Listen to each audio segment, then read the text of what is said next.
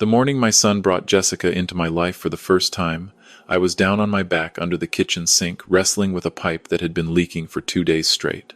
My hands were covered in grease. My favorite flannel shirt had a rip down the back, and I heard the front door swing open somewhere above me. Michael called out, "Dad, we're here." I took my time, finished that joint clean, crawled out backwards, wiped my hands on an old rag, stood up. Jessica shook my hand. Her eyes moved across the room like she was taking inventory. The worn leather couch I'd bought in 2005. The television set that still worked even though the picture sometimes got a little fuzzy. The stack of library books stacked on the coffee table because I still liked reading real books, holding them in my hands. And she smiled. That kind of smile where you can see the moment someone makes up their mind about who you are. I smiled back. Didn't say much. That was 18 months ago. That handshake. That smile. That decision she'd made about me before she even knew my name. And here's the thing I've come to understand.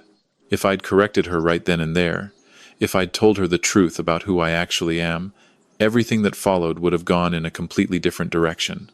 Not for me, for her, for all of them. I'm Thomas Mackenzie. I'm 64 years old.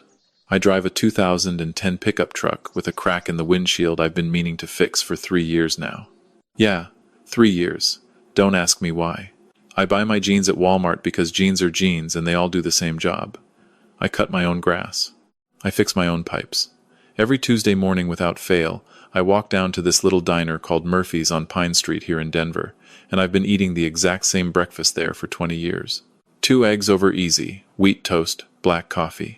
I'm telling you this because Jessica didn't know any of it. She didn't know that I own 8 residential properties scattered across this county. 8 properties, 31 rental units total. Every single one paid off, debt-free. And I'm not saying that to brag. I'm saying it because it matters to what happens next. Let me take you back to when this all started. When I was young, working double shifts at the factory, saving every penny I could squeeze out of my paycheck, my wife Catherine and I made a decision. We were going to build something real, something that would last. We bought the first property in 1987. Small renovation job. Put in the work ourselves on weekends. Sold it 3 years later for enough profit to buy 2 more. By the time Michael was in middle school, we had 4. Catherine and I, we never talked about it. We had an agreement early on. You don't wear what you have. You just have it. You don't broadcast it. You don't make it the centerpiece of who you are. Michael grew up knowing we were comfortable. He knew his parents had their things in order. But the specifics, he didn't know the specifics. I was waiting for the right moment. The right time to sit him down with all the documents spread out in front of us, to walk him through how it all came together, what it meant, what Catherine had wanted for his future. I was still waiting when Michael told me he and Jessica were engaged. I remember sitting in my truck in the driveway for a long time after that call ended, just sitting there, holding the phone. Not because I didn't like Jessica, I barely knew her, but something Michael said. It stayed with me. He said, "She thinks it's really sweet, Dad. How simple you keep your life." He was laughing when he said it. He meant it as a compliment. He really did. And I thought about correcting him right then. I thought about saying, "Michael, let me tell you something about simple." But I didn't. I said, "That's kind of her." And I let it go. Now, I want to pause here for a second because this is where I made my first mistake. I had a moment of choice. I could have picked up that phone and told Michael everything right then. Told him that his life, his future, his security, it was already built, already waiting for him. But I didn't. I was curious, I think. I wanted to see what would happen if I stayed quiet. I wanted to understand what Jessica's real intentions were. And I know how that sounds. But when you've spent 40 years building something carefully, quietly, when you've learned to be protective of it, there's a part of you that goes into a kind of observer mode. You watch. You wait. You gather information. That's the thing about me that Catherine used to joke about. She'd say, "Tom, you're patient like a stone. Nothing moves you." She was right. I am patient. Maybe too patient. And sometimes patience. Sometimes it can turn into something else. Something a little bit like suspicion. Something a little bit like a test. The wedding was in October. Small, tasteful, up in the mountains at a venue with old oak trees and string lights that caught the sunset just right. I sat at the head table, gave a short toast, drank one glass of champagne, and that was it. Jessica looked beautiful. Michael looked happy in that way young men look happy when they think they've got everything figured out. Her parents were there. Her father, Marcus, commercial real estate developer based out of Fort Collins. Her mother, Susan, wearing enough jewelry to open a store. Susan asked me twice what I'd done for work before retiring. I told her the same thing both times. She nodded and moved on to someone more interesting. I watched Marcus that night. I watched how he worked the room, like a contractor surveying a job site, measuring, calculating, always looking for what could be improved, what could be acquired, what could be worth something. He and Jessica had the same eyes. I noticed that. Not bad eyes. Just eyes that never stop working. And here's where my instincts started going off like alarms. I could feel it.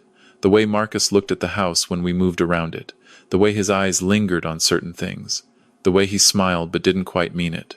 I've seen that look before in negotiations, in conversations with people who are already 10 steps ahead, already calculating the angle.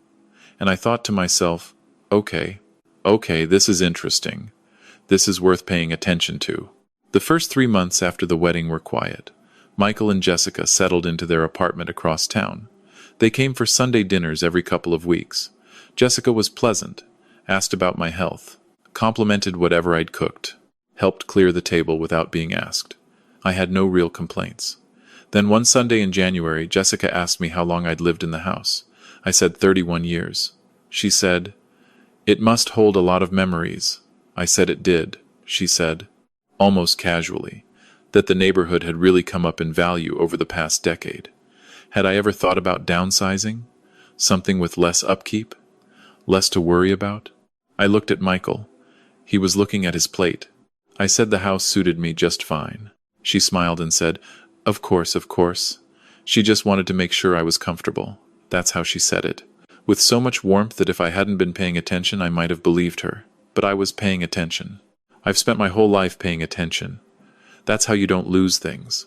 3 weeks later, Michael called on a Wednesday evening. Those calls, I'd come to recognize them the way you recognize a weather pattern. A cold front moving in. He said, "Dad, we've been talking." Those 4 words. We've been talking. That's how it starts. He said Jessica thought maybe I could use some help with my finances. Not that anything was wrong, he was quick to add. Just that managing things alone at my age could get complicated. He said Jessica's father knew a financial advisor, very reputable, someone who could help me think about tax strategy, estate planning, all of it. He said it would give them peace of mind. He said it with sincerity. I know my son, he meant it. But I also knew that Michael didn't come up with that idea on his own. I asked him whose peace of mind we were talking about. He laughed, a little uncomfortable. He said, "Dad, we just want to make sure you're taken care of." I told him I appreciated that. I said I would think about it. I hung up the phone and I called my attorney. His name is Howard. Howard and I have known each other for 16 years. We go to the same church. He updated my will 6 years ago. He knows every property I own, every trust arrangement, every document, every contingency. I told him what had been happening. I walked through it all. Howard listened. Then he said, "Thomas, do you want to move anything around? Do you want to change anything?" I said, "Not yet. I want to see what they're actually after first. I want to understand what we're dealing with." He said, "Okay, but call me when you need me." I told him to keep his calendar open. And you know what I want to say to everyone listening right now? This is the moment where a lot of men would panic. A lot of fathers would get defensive. They'd immediately suspect the worst. They'd cut off their son. They'd get angry and protective. But here's what I've learned. Sometimes the smartest thing you can do is absolutely nothing. Sometimes patience isn't weakness. It's strategy. It's power. You stay still. You stay quiet. You observe. You let people show you who they really are.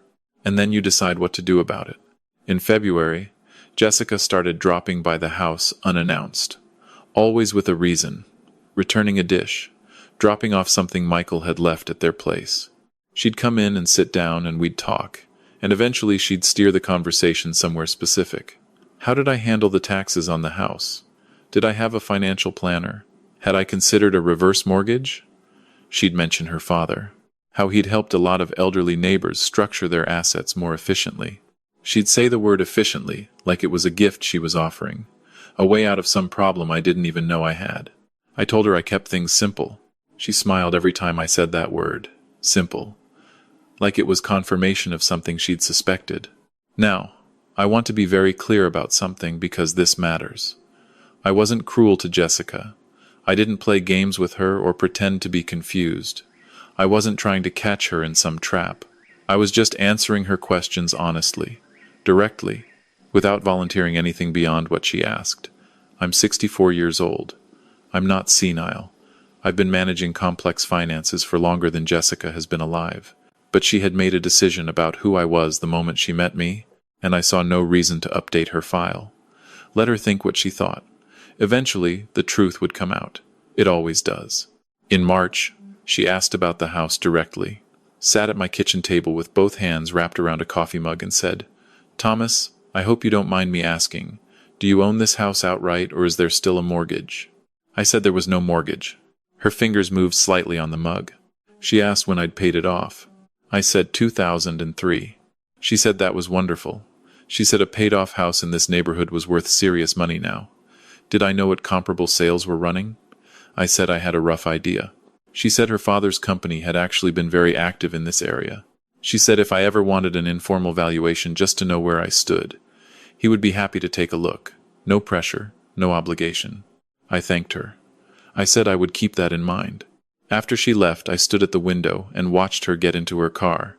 She sat there for a moment before she started the engine. I could see her on her phone, making a call. I didn't know who. I had a good guess. And I'll tell you something. In that moment, I felt this mixture of emotions that I still can't quite name. There was no anger. Not yet. There was something colder than anger. Something like acknowledgement. Like watching something you suspected confirmed in real time. April brought Michael to my door on a Saturday morning alone. He came in and sat at the kitchen table, and he had the look he used to get as a boy, when he was about to ask for something he already knew was complicated. He'd set his jaw a certain way. Look at the table instead of at me. I'd seen it 1,000 times growing up. He said Jessica had been doing some research. He said he hoped I would hear him out. I told him to go ahead. He said that from what Jessica had looked into, the property tax situation on a house this size could get difficult for someone on a fixed income. He said Jessica's father had suggested a structure where the house could be transferred into an LLC for tax purposes. He said it quickly. Nothing else changes. He said it would protect me. He said Jessica's father would co-sign on the LLC filing if I needed help setting it up. I looked at my son. I said, "Michael, who would own the LLC?" He looked at the table. He said it would be a joint structure, me and them together. I asked him to say that back to me slowly, to explain what that actually meant. He rubbed the back of his neck. He said it would be a way for the family to collectively manage the asset. He said Jessica's father did this kind of thing all the time. He said it was just smart planning. And I understood in that moment what was happening. I understood clearly. My own son, who I love more than anything in this world, had been brought into a scheme to take control of my property. Not through malice, through gentle suggestion, through the kind of convincing that happens in whispers late at night. Your father is old. He might need help. Let's protect him. I asked Michael directly. Was this his idea or Jessica's? He didn't answer right away. That was my answer. I told him I needed to think about it. I asked him to give me a couple of weeks. He seemed relieved to have a delay instead of a refusal. He hugged me before he left, and I held on to him a moment longer than usual because he was still my son and he was in over his head without knowing it. And that was my fault. I see that now. I should have told him everything years ago.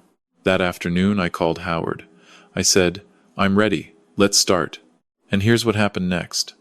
Howard and I spent 3 evenings that week going through everything, every property, every deed, every piece of paperwork. He prepared documentation showing clear title on all 8 properties, every single one in a trust structure that Catherine and I had set up years ago. A structure that was already more tax efficient than anything Marcus could have dreamed up. and that named Michael as the sole beneficiary with ironclad language that no spouse could access or transfer without Michael's explicit consent and independent legal counsel. It was airtight. Catherine had insisted on it. She was brilliant about that kind of thing. Howard also wrote up a one-page summary document. Plain language, simple, just an overview of every asset I held, the address of each property, the approximate current market value, the trust structure, Michael's name as sole beneficiary, and at the bottom, Howard noted the combined estimated value, just under $2.4 million. Howard suggested I might want to share it at the right moment. I thanked him, and I put it in a folder in my desk drawer. I didn't open it again for weeks. I just knew it was there, like a card I wasn't ready to play yet. In May, Jessica asked if she could bring her father to meet me. I said, "Of course." Marcus arrived on a Saturday afternoon in a car that cost more than my first 4 properties combined. He was well-dressed, pleasant. He had the handshake of a man who practices it in a mirror. He admired the house, said it had good bones, said the lot was an exceptional size for this street. We sat in the living room, and Marcus talked for a while about market conditions. He talked about estate planning, generational wealth, tax efficiency. He was smooth, professional. Under different circumstances, I might have enjoyed the conversation. Then he unfolded a document on my coffee table. It was a draft LLC operating agreement. My name was listed as a founding member with a 40% interest. Jessica's name and Marcus's name together held 60%. The assets listed for contribution included this house, described as my primary residence. Marcus explained it carefully. He said this was purely protective. He said I would remain in the house for as long as I wanted. He said the LLC would simply allow the family to manage the asset together and avoid probate. He said it was what he would do for his own father. His voice was so reasonable, so trustworthy. I looked at the document for a moment. I asked Marcus what he knew about my financial situation. He said what Jessica had shared with him: a retired man, fixed income, a paid-off house. That was it. I nodded. I asked him if he had done any independent research. He said he hadn't felt it was necessary. And that's when I made my decision. That's when I understood that this moment, right here, was the moment I'd been waiting for. The moment when everything would shift. I stood up and I excused myself for a moment. I walked to my desk. I opened the drawer. I took out the folder. And I came back and sat down. I set the folder on the coffee table next to his LLC agreement. I told him I wanted to share something before we went any further. I opened the folder, and I slid the one-page summary across the table. Marcus picked it up. He read it, and his expression didn't collapse dramatically the way it might in a movie. It changed slowly, the way color drains from something, the way the light goes out of a room when someone closes the curtains. He looked up at me. He looked back down at the paper. Jessica, who was sitting next to Michael on the couch, leaned over to look. Michael leaned over too. The summary listed all 8 properties by address. It listed the approximate current market value of each one. It listed the trust structure. It listed Michael as sole beneficiary. At the bottom, Howard had noted the combined estimated value, just under $2.4 million. Nobody said anything for a moment. I picked up Marcus's LLC agreement and held it up. I told him I appreciated the work that had gone into it. I told him my attorney had reviewed something very similar 2 weeks ago. I told him the trust structure Catherine and I had set up in 2009 already accomplished everything his proposed agreement to accomplish, with better protections, better tax treatment, and no outside parties involved. I said I had been managing these assets for 37 years without difficulty, and I intended to continue doing so. I said Michael had always known he would inherit everything. I said that had never been in question. Marcus looked at me. He said quietly that he had not known. I said, "I understand. I had noticed." Jessica said nothing. She was looking at Michael. Michael was looking at the summary sheet. He turned it over as if there might be something on the back. He sat it down carefully. He looked at me. He said, "Dad." I said, "Son." He said, "She didn't know." I said, "I know." I said that was something I should have corrected sooner, and I was sorry for letting it go so long. I told him I had planned to sit down with him properly and walk through everything, and I had been postponing it. That was my mistake. That was on me. And here's what I want to say to anyone listening who's ever kept a secret from someone they love. Sometimes the silence that feels protective is actually the opposite. Sometimes it creates space for worse things to grow. If I'd told Michael years ago, none of this would have happened. None of it. He would have understood who his father actually is. He would have known that his inheritance wasn't something to be protected or negotiated. It was already his. Already waiting. And he wouldn't have been vulnerable to someone else's plan. Marcus folded his LLC agreement and put it back in his jacket. He stood up and said he thought we should give each other some time. He said it was a pleasure meeting me. He meant none of it, and we both knew it, and that was fine. He was a businessman. He had made a calculation, and the calculation had been wrong. I didn't hate him for it.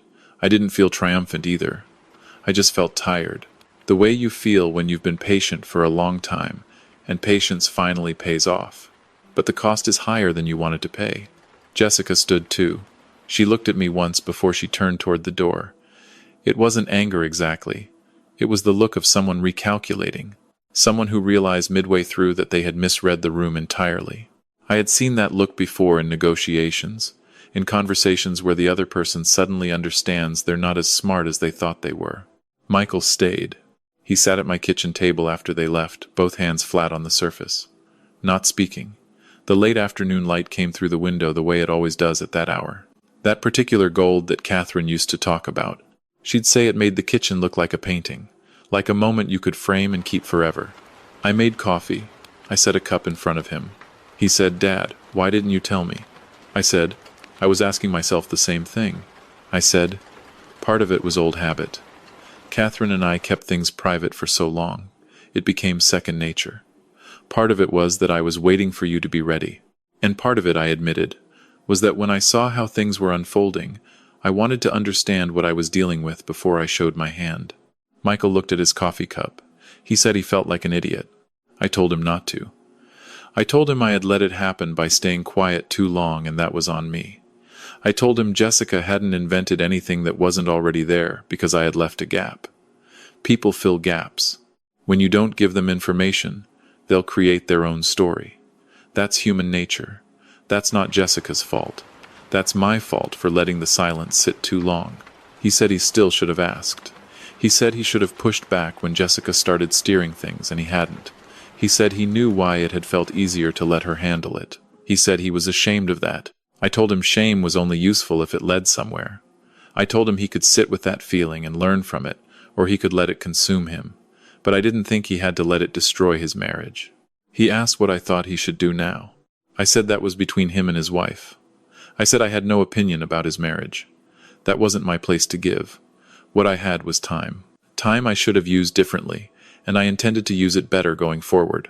I told him I wanted to sit down with him properly the way I had always planned to and walk through everything so he understood not just what existed but why and how it worked and what Catherine had wanted for him.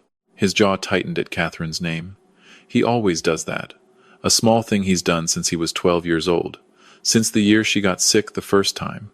He said he would like that. We sat at that kitchen table until it was dark outside. The sun dropped behind the mountains.